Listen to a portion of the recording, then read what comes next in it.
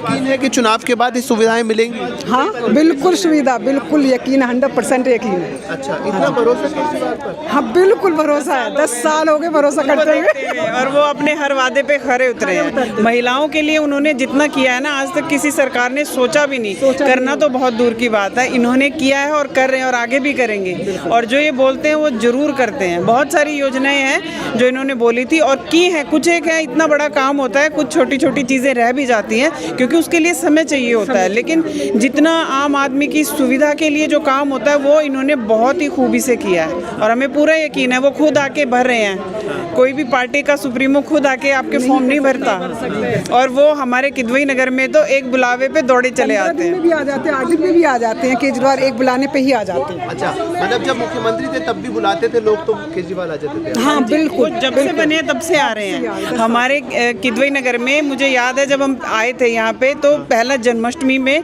वो आए थे तो हमें यकीन नहीं हुआ था कि हम किसी मुख्यमंत्री से मिल रहे हैं और शेक हैंड भी किया, फोटो भी करवाई। अब जब भी आते हैं ऐसा लगता है कि हमारे घर के मेंबर हैं वो मुख्यमंत्री ना हो के हमें तो अपने घर के मेंबर लगते हैं जब भी वो आते हैं। खुद के पार्टी का नाम आम आदमी पार्टी दिया तो वाकई आम आदमी की तरह? बिल्कुल आम आदमी। और जब पहली बार मैंने तो अपने मोहल्ले में भी, मैं नेताजी नगर में रहती थी जब सर का पहला इलेक्शन था, मैंने तो अपने मोहल्ले में भी लोगों को बोला था कि नया कोई आया और एजुकेटेड है तो हमें एक मौका तो ज़रूर देना चाहिए। और जैसे ही मौका दिया और वो मौका मतलब हमने जो भी उन पे उम्मीदें की थी वो खरे उतरे हैं। हमने सही किया कि जिसको हमने चुना है। और वैसे भी नेता का पढ़ा लिखा होना बहुत ज़रूरी है क्योंकि उनको समस्याएं पता होती हैं, बच्चों की समस्याएं पता होती है। एजुकेशन में अगर हम बहुत बढ़िया काम करते हैं, एजुकेशन से ही हमारा देश तरक्की करेगा, ना कि ये सब की चीज़ों से कि हाँ ये अनाज है, ये सब है। ये पेट भरने के लिए आप ऐसा बनाओ ना कि भाई हम खुद ही वो कर सकें, इस लायक बनाओ ना।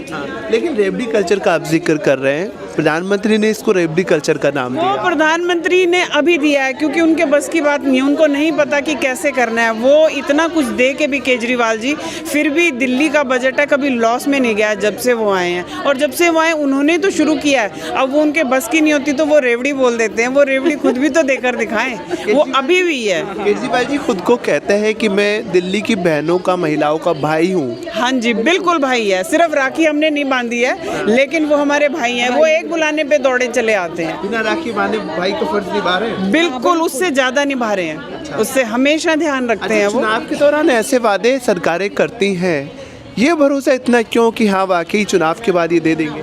ये जो चुनाव वाला जुमला है ये अभी आया है कि चुनावों के समय में भी बोलते हैं, लेकिन वो तो जब से वो आए हैं वो तब से करते आ रहे हैं। वो अभी बोलने लगे हैं ये कि दूसरी पार्टी के लोग कि ये चुनावी जुमला है, ऐसा नहीं है। वो 10 साल से ये सब काम कर रहे हैं। तो ये चुनाव आते हैं तो और भी करते हैं, बताते हैं ना कि इसके बाद नेक्स्ट हम क्या करेंगे। ये इनका वादा वो वाला है कि भाई ये इतना तो हो गया है, इसके बाद नेक्स्ट टाइम हमने क्या करना है। और ये जो वादा करते हैं पूरा निभाते हैं, हमको पूरा भरोसा है इन पे। दिल्ली में फिर से आ रहे हैं केजरीवाल? हाँ बिल्कुल बिल्कुल, कट्टर ईमानदार है केजरीवाल, बहुत ज़्यादा बहुत ज़्यादा। अच्छा, कुछ लोग दिल्ली की सियासत को कम्युनलाइज करने की भी कोशिश करते हैं, जैसे हर राज्य में चुनाव के दौरान होता है। क्या संदेश दिल्ली की जनता देगी उनको? दिल्ली की जनता यही संदेश देगी कि दिल्ली दिल वालों का है और पढ़े लिखों का है और उसे पता है कि हमारे बच्चों का भविष्य है वो किसके हाथ में। एक शानदार इंसान, एक बहुत ही पढ़ा लिखा मुख्यमंत्री उसके हाथों में है तो वो कभी ख़राब नहीं होगा। तो हम तो दिल से यही चाहेंगे कि हमारी दिल्ली बची रहे और केजरीवाल जी की छत्र छाया में बहुत अच्छे से तरक्की करेगी।